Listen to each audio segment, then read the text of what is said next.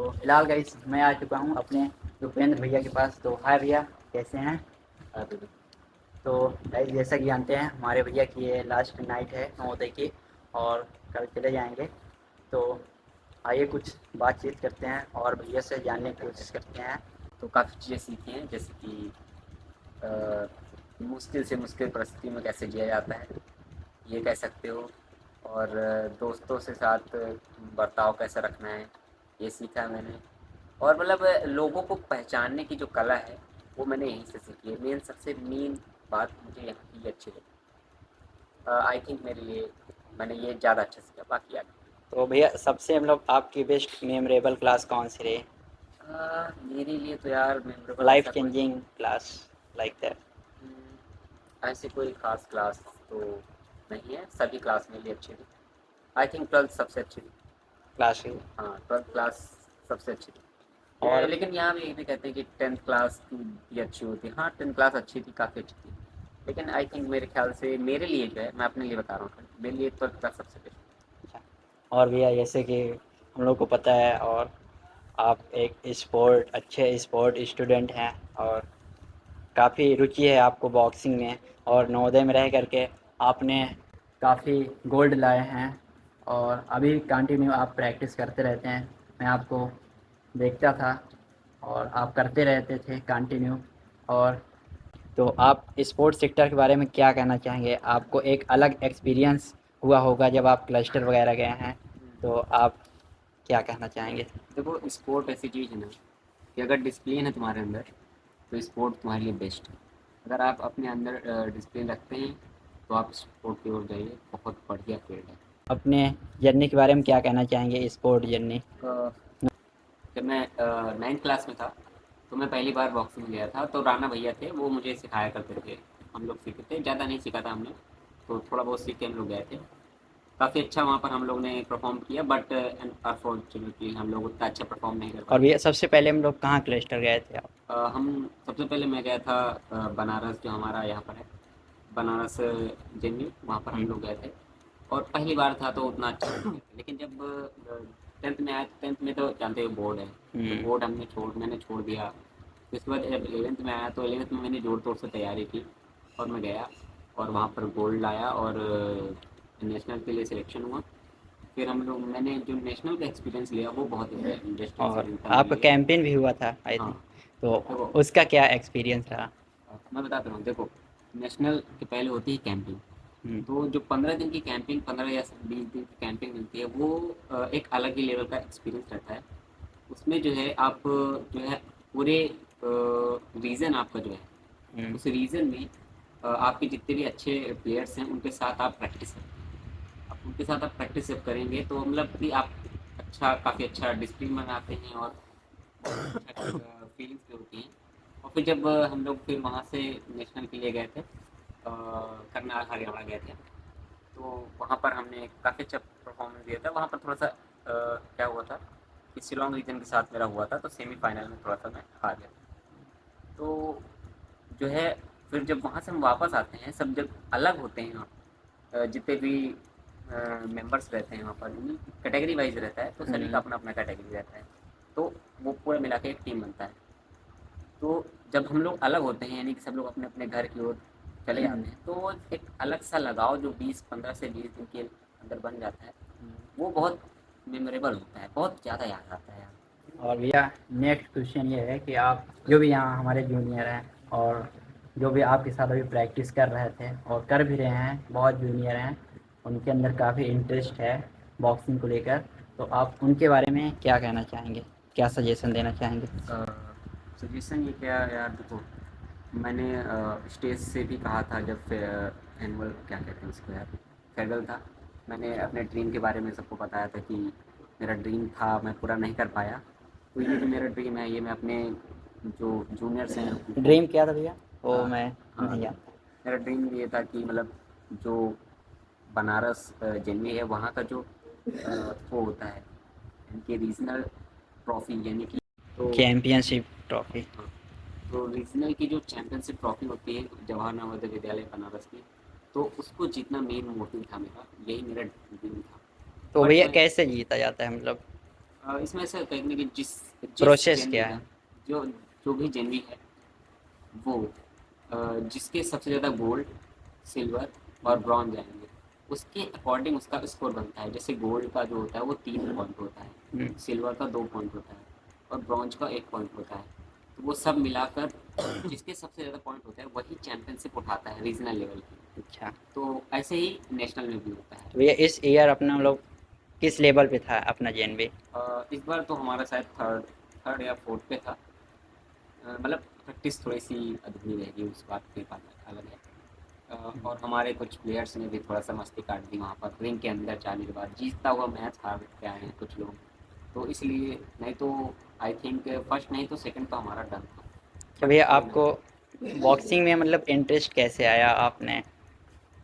जब अ, देखता हूँ आप लोग बॉक्सिंग की ही प्रैक्टिस करते रहते हैं, मैं काफ़ी बार ऑब्ज़र्व किया आपको। तो भैया इतना इंटरेस्ट कैसे आया और इसके क्या बेनिफिट्स हैं बॉक्सिंग के? कुछ पॉइंट्स बताइए।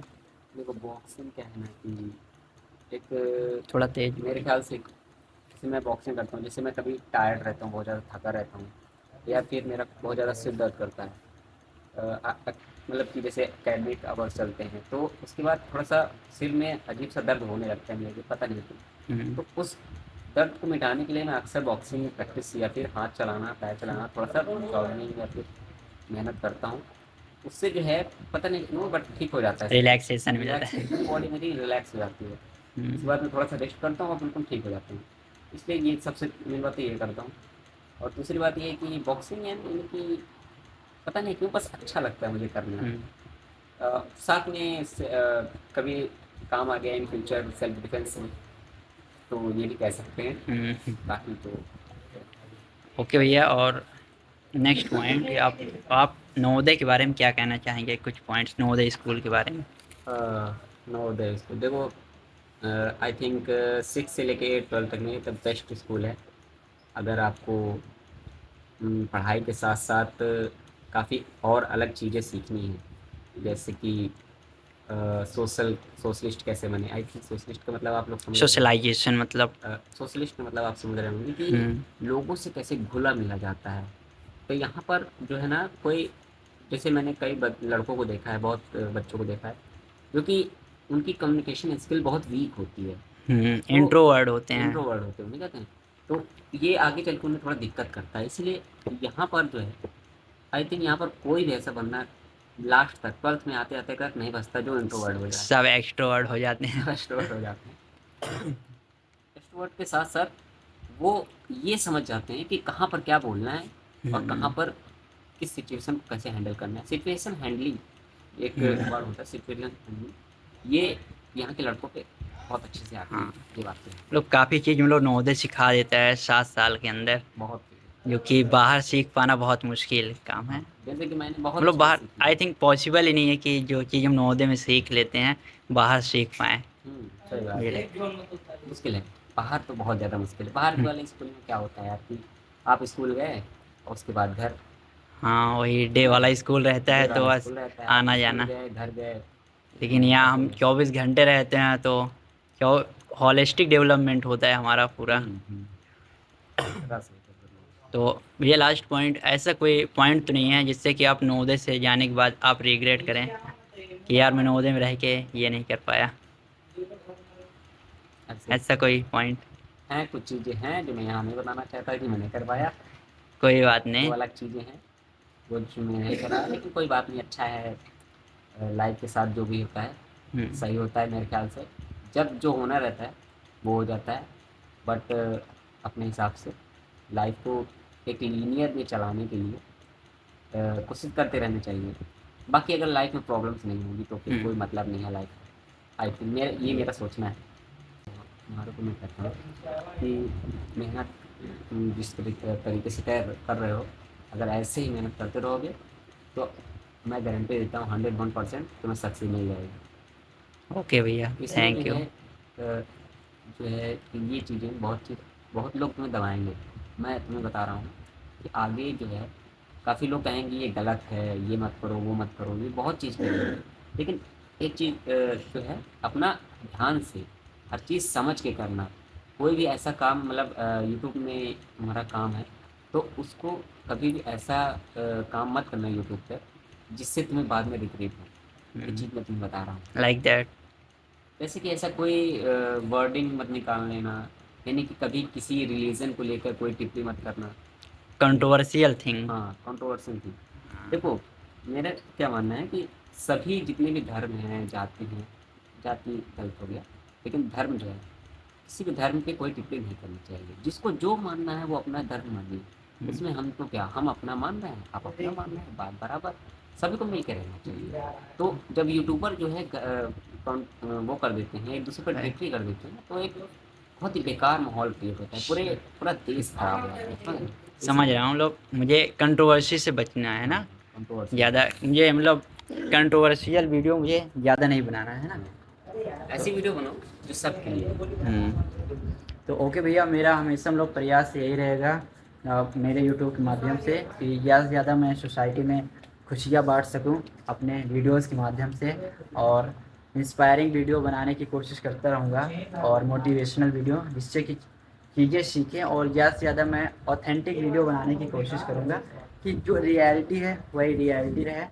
और भैया, बातचीत करके काफ़ी अच्छा लगा आपसे, और आपने मुझे सजेशन दिया और अपने आप नवोदय की पूरी जर्नी बताई। काफ़ी बहुत अच्छा लगा बातचीत करके। और भैया, ये आपकी लास्ट नाइट है, तो जैसे ही कल चले जाएंगे, और उसके बाद भैया नवोदय की जर्नी आपकी तो ख़त्म हो गई फ़िलहाल, और अब नेक्स्ट जर्नी जो है आपकी अब कॉलेज वाली स्टार्ट होगी। तो उसके लिए भैया मेरी तरफ से बहुत ढेर सारी शुभकामनाएं भैया, कंटिन्यू आपके साथ बनी रहें। बहुत बहुत धन्यवाद भैया। Thank you.